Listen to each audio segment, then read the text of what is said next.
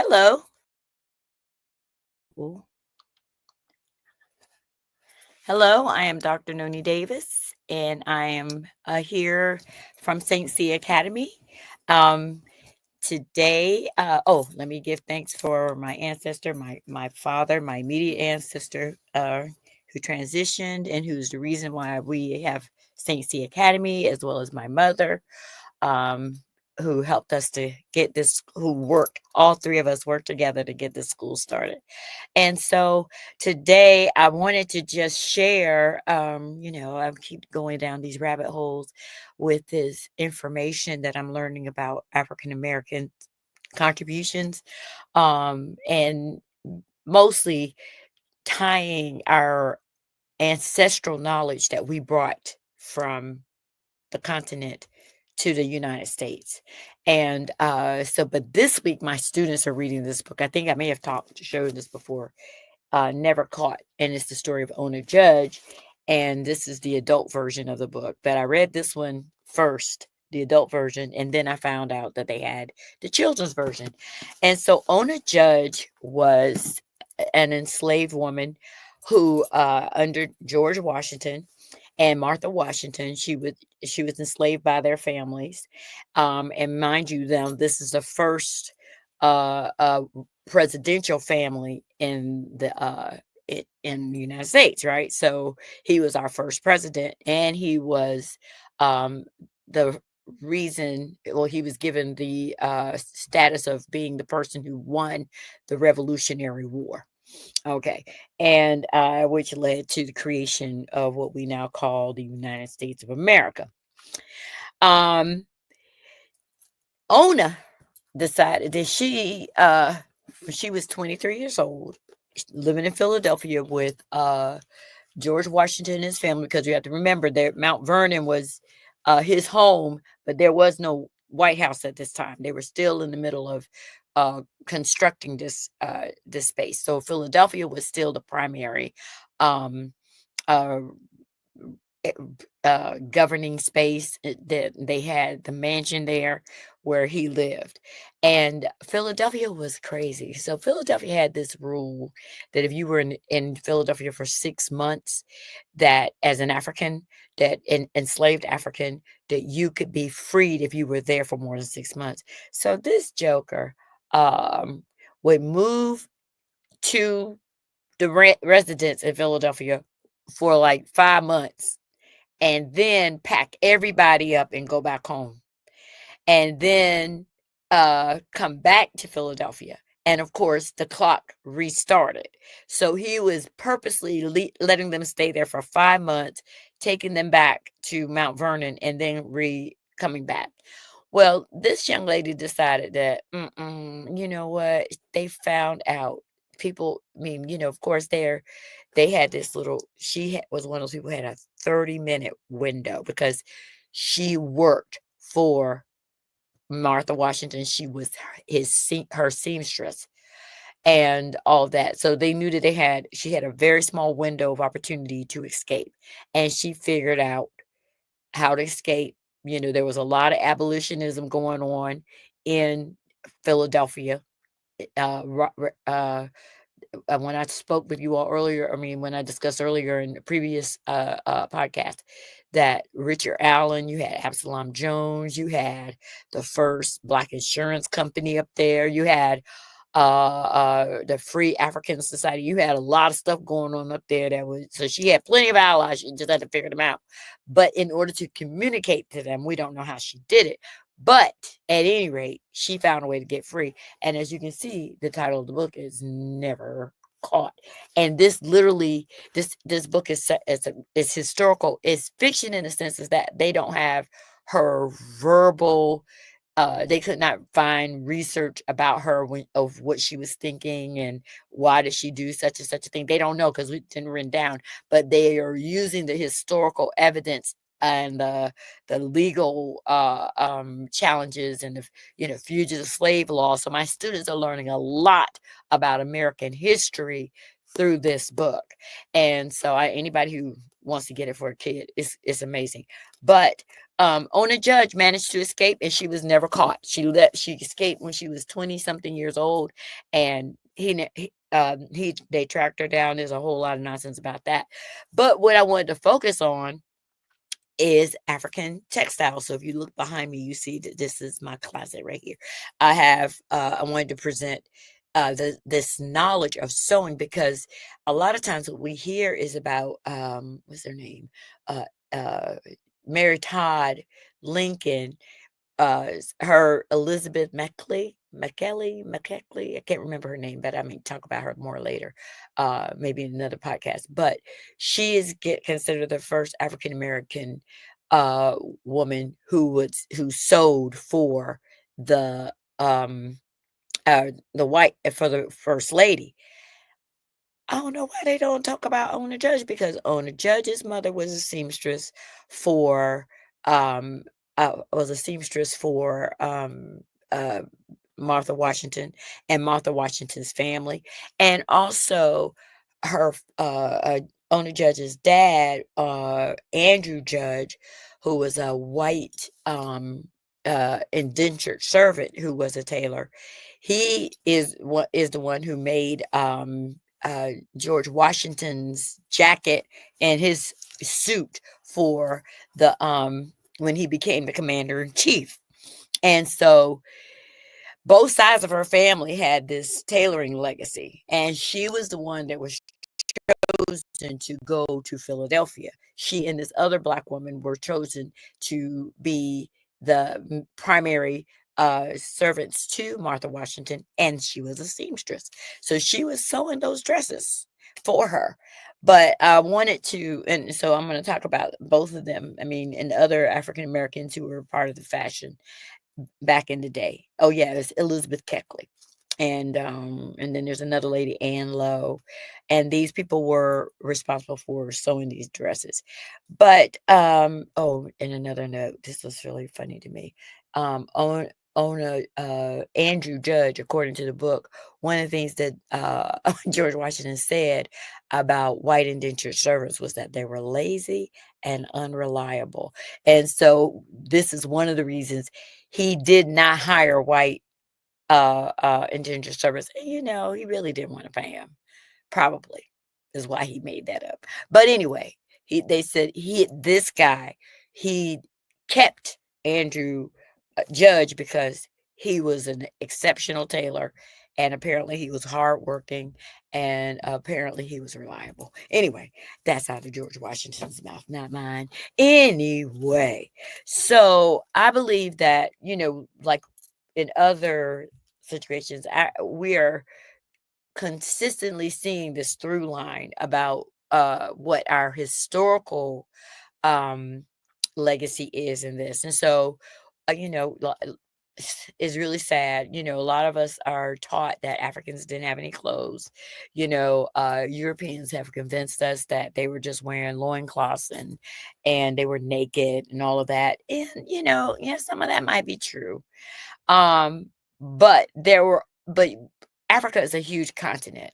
So if you lived along the equator and in these rainforest situations where you didn't have, it wasn't cold. I mean, so you did not need a lot of clothes.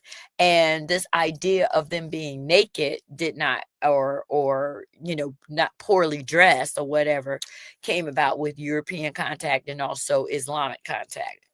So in these Abrahamic religions, y'all, I don't like the way y'all got your clothes on. But anyway, so we do know but even on the continent prior to these notions of what is appropriate clothing to wear, um, African people were, it depended on where you were. If you lived in Morocco and if you lived up in those areas, the weather was different. If you lived in Sahara Desert, what you were going to wear was not going to be the same as people who lived in the rainforest. People who lived in the mountains were going to be doing something differently. And then people who lived along the coastal regions, different attire. So and so the origins of most of the clothing according so I always got to get my resources. So the New School Parsons Business Journal of Fashion Studies, this article was written in 2019, From Kente to Colonialism, um, African Fashion Over Time. It was written by Madeline Jontz, and I think it was posted at Serena's Fashion. That's a whole nother site I visited. And so originally Africans worked with cotton. And so this is cotton. This is a deer. This is also mud cloth. And then you have silks. They work with wool and leather. And so those, and then raffia. So, and that is the old, some the older fabrics that we were using. And we did a showcase. I'm trying to think, where's my showcase? Did I leave my showcase? Where did I put my showcase? Uh-oh, I don't see my showcase down here. I thought I brought it down, but maybe I didn't. Is it behind me? Oh, it's behind me. So this is a showcase. And so you can see it's the strips is woven together in the strips, and it has it looks like it's got this is cotton, but it's woven in with metallic fabrics too. And so that's the showcase. But let's see. So most of because of the weather, most of the fabrics were like boobas. And so this is a booba. You see, you've got the open arm, the open sleeve, and it's very airy. The fabric is light cotton. And then, of course, you've got the beadwork, which is a tradition. They said 75,000 years they found beadwork in South Africa, and a cave area. What was it called? Bolesmith Cave, something like that. I'll correct it later. But anyway, outside of Cape Town, and they found evidence of African beadwork that dated back to 75,000 years ago. And so, anyway, so that's, we have a legacy of a legacy of design, of fashion, of cultivating textiles, weaving, and stuff like that. So, uh, the introduction of and imposition of Western perspective dramatically impacted the fashion styles of African people. And so, like I said, when they came in contact with these Abrahamic religions and these Christian religions or whatever, the style of dress changed. The fashion styles of boo-boos and dashikis were part of that evolution of African fashion from woven fabrics, and this would be considered woven. And you see the strips in this one. This one would be considered woven. And then I have this kente cloth, which is woven squares, rectangles. I'm sorry, rectangles, woven. And then I also have this fabric from Sierra Leone. This is a Sierra Leonean blanket, and it too is made from woven strips, and then sewed together. But so and then so they had to change from being naked in front of these people to coverage of the body. The evolution of African fashion expanded as Africans were forcibly brought to the Americas via the Moffat Middle Passage. And so you had weavers who were brought here on these slave ships, just like our blacksmiths were brought over here, just like our people who knew architecture, medicinal practices, this thirst for knowledge and our spiritual systems, everything was brought over here. And so weaving was another one. And so and what I didn't know, and I guess I don't know why I didn't think about it, but they said that your average, depending on the size of the plantation, a seamstress could have to sew up to 200 uh, 200 clothing items for people. They were constantly sewing, they were constantly repairing, they had to create their own looms, all of this. I mean, it was different kind of industry. So the plantation wasn't just picking cotton, but it was also taking that cotton and turning it into fabric for the slave owners. They had to make their clothes, and of course their clothes were made out of a higher quality fabric. But then Africans were also having to make clothes for each other on the plantation. And so just imagine, it was a lot. But what I found is that weaving African traditions into the future, during Lagos Fashion Week, I found this video. um, and they had this cloth called Equete cloth. They were featuring 5 different artists, and I thought it was interesting. I'm trying to think, do I have those pictures over here? Um, okay, so this first picture is of this lady here, and she's weaving, and that's her loom. And so she's using this to pay for her kids' school fees. And the fabric that she this was an example of some of the fabric that she was weaving. Now, the thing about these fabrics, this was Akutu Chigozi, and she's Igbo.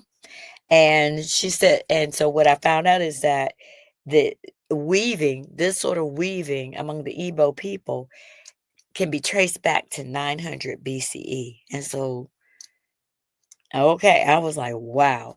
And each design is considered sacred. So you can't copy anybody else's design. And the design that they create has to die with them. You can't do a copycats. So I thought that was interesting. So it shows that they were, um, you know, they protected. It wasn't this consistent pattern. And this is an example of a kente cloth pattern here. But you might see that same pattern, but it's associated with one person. And so then, for the kente cloth is, that was interesting too. Oh, this is some contemporary designs. I know you all see people now, they're wearing their African traditional stuff and more of this contemporary styles. But so this is a kente weaver, and their process, they said, is 1000 BCE.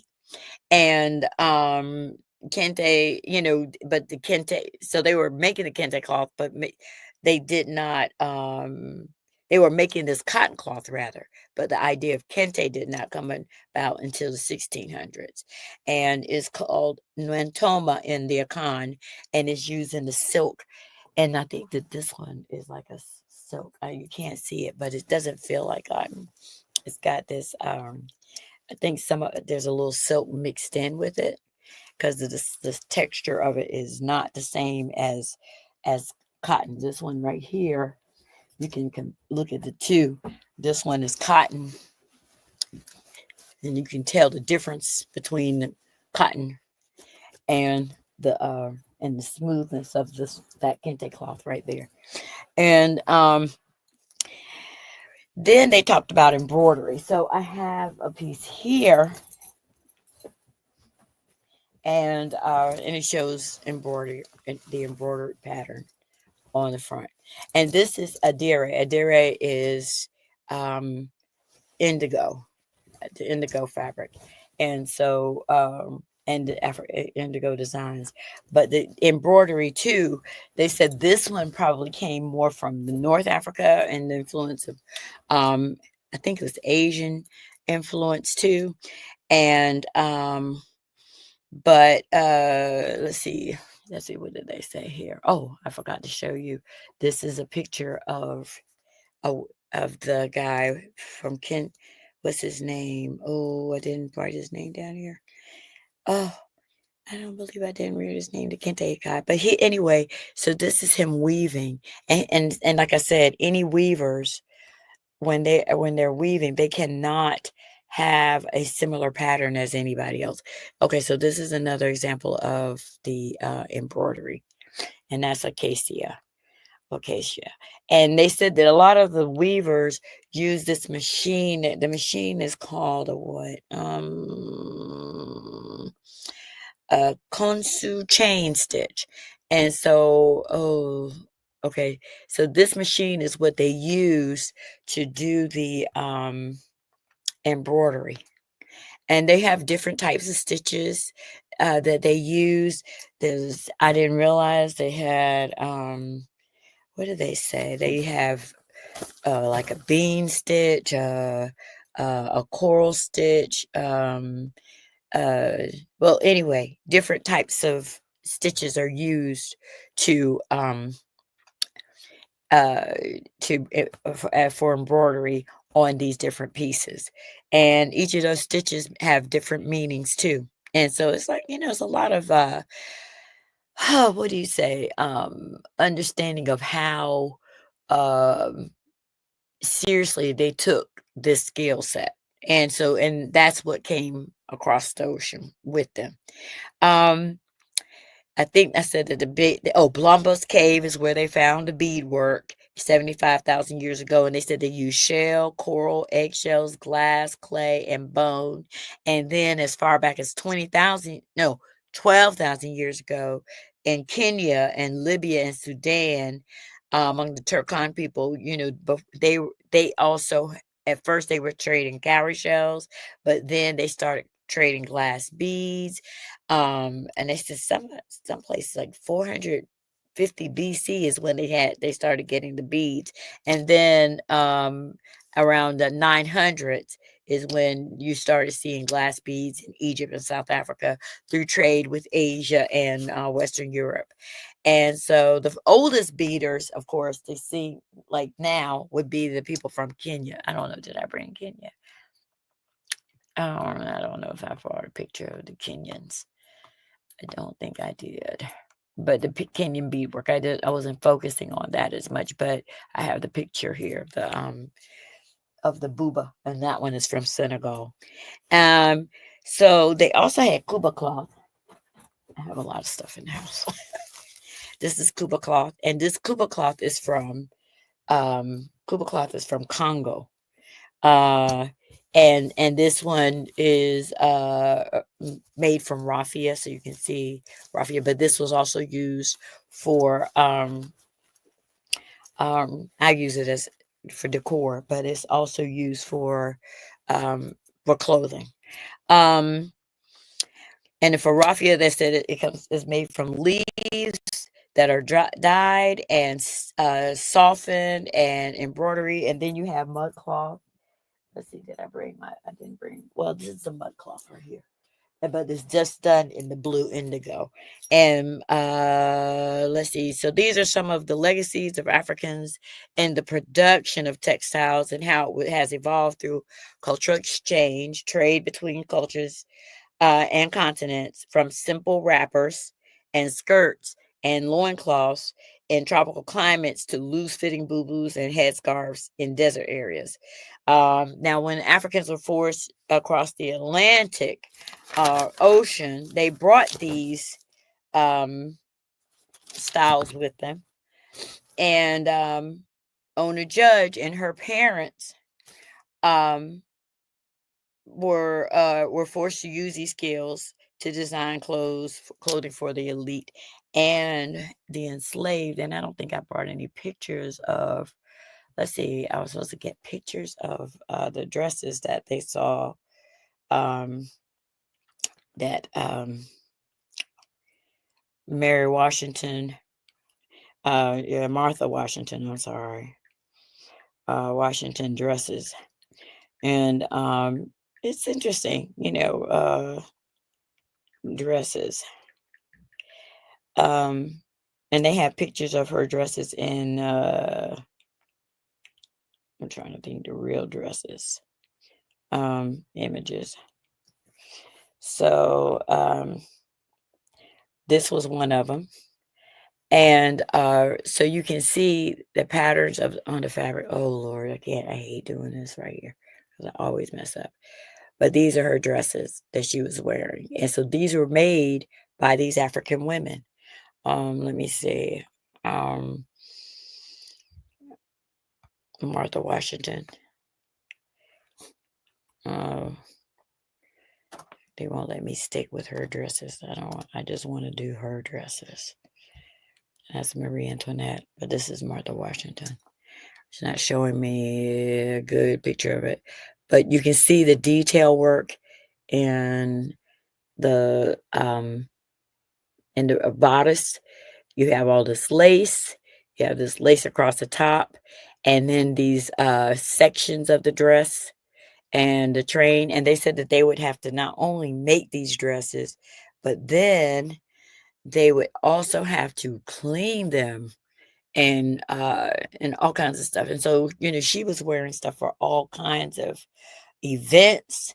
And trying to think, where's another address of the first lady? And you can see this one. And so just imagine these are all being designed by African women. Betty, um, Judge, Mull Judge, and Owner Judge. And her pocketbook too, I guess. I don't know. But let's see, visit the site. Let's see, it's got all of these are for her. No, I'm gonna go back. Let's see. Okay, so here is another one of her dresses. So you can see these people didn't have no sewing machines. All right, didn't have no sewing machines. So all of this work, and then they were probably having to look at dresses from Europe, so they're trying to keep up with those styles as well as this style. But this was all their innovation, coming up with whatever style she wanted to wear. This is what, and they had to make it, and she didn't make nothing. It's Washington. There she is. And so you see the detail of the lace. I mean, they made the gloves. They were having to deal with her shoes and all of this, and this very fine fabric. And they said that one of the things they had to do, that the children, because she started working. Owner just started working for her at the age of 10. And one of the things they had to learn was not to get pricked by the needles or by the weaving machine when the weaving machine was taking the cotton or the silk or whatever and making the fabric, because if they could not get any blood, no blood could be on any of the fabric, because that could get you hurt. So we have this history of working with these people. Oh, this is another one. This is another one of her dresses. And like I said, some of these were made by Owner Judge's mother, until Owner was the age of 23. And what's crazy is that they they that these dresses, this was not only for her. She had to make the daughters, the family's dresses too. And they said that they barely got any rest. I mean, they were on 24-hour duty and had, well, 23 and a half hours of duty, because they had to see to her needs in every single way, and of Martha Washington. And so she only had a 30-minute time frame to escape, which is what I'm going to talk about next week. Owner Judge, and then this lady, Elizabeth Keckley, and Lynn, what was her name? The other lady's name is Lynn. Oh, I can't, I've messed up. Lynn, and Lowe. I'm sorry. But anyway, that's all I've got today. I'll talk to you about shoes too next week. So I'll go. Ashe. I hope that everybody has a great week. Peace to you. Ashe. Ashe.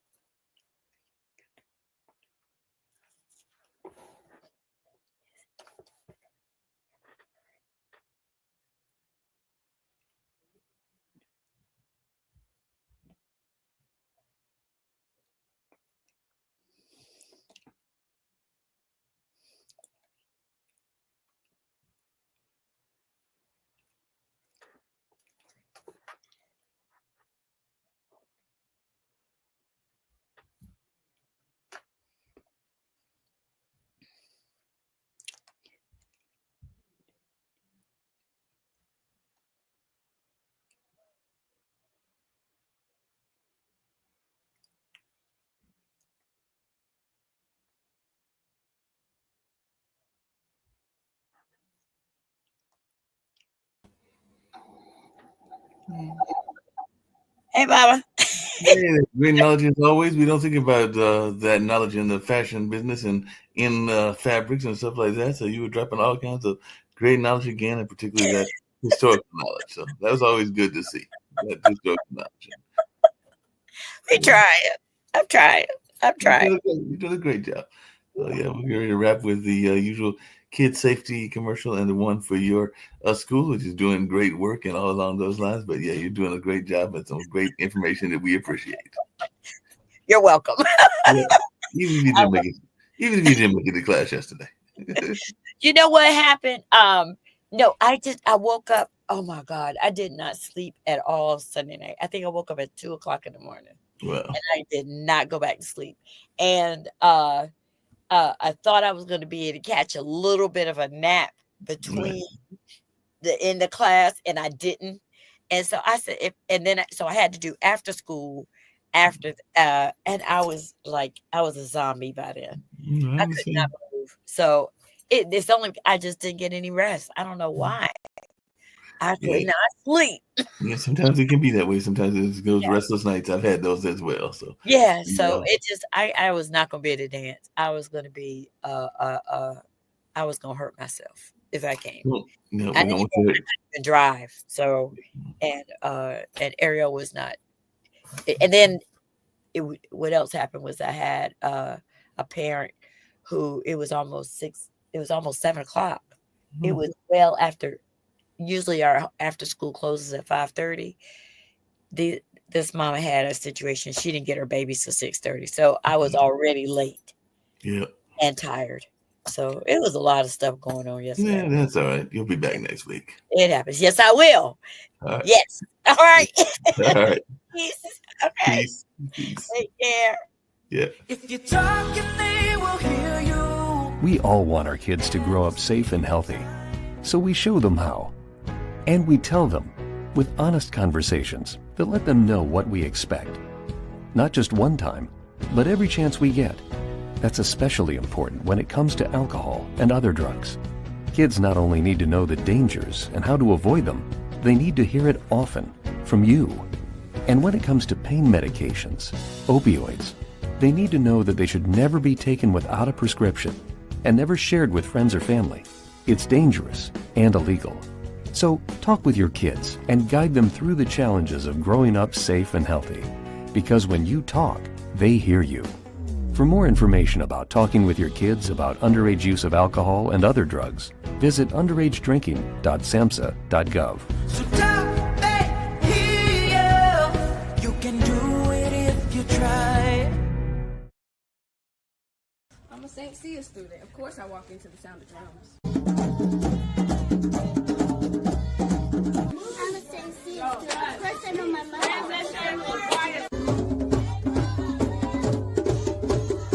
I'm a St. Cia student. Of course I can play the drum.